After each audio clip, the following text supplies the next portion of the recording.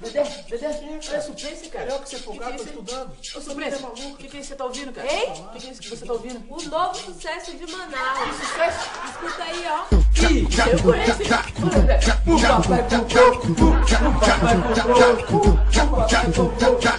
papai comprou. Mas que bagunça é essa? É zero pra todo mundo. Desculpa. Seu Dedé, até você. Vamos lá começar com a aula. Chega. Vamos ter um convidado muito especial, um legítimo deputado, o senhor Maquialdo do Amazonas. Muito obrigado, não precisava. Deputado, diga logo aí que é a emenda, falei. Emenda é quando Vossa Excelência diz que fez uma coisa sem fazer, fazendo. Aí a gente diz que Vossa Excelência não se emenda. Não, quero saber o que é emenda parlamentar. Ah, nesse caso, emenda é quando a gente coloca uma coisa no orçamento dos outros.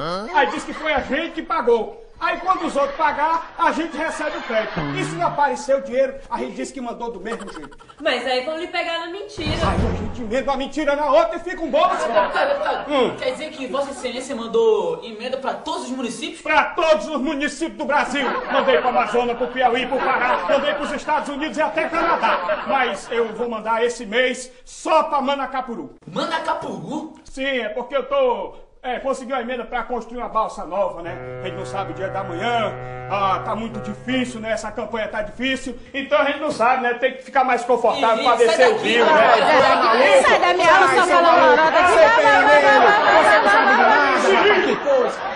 Para não eleger político que não se emenda, escolha bem os seus candidatos. Eleições limpas. Maquiada não. Uma contribuição da Frente Popular aos movimentos por eleições limpas. Vem pra urna!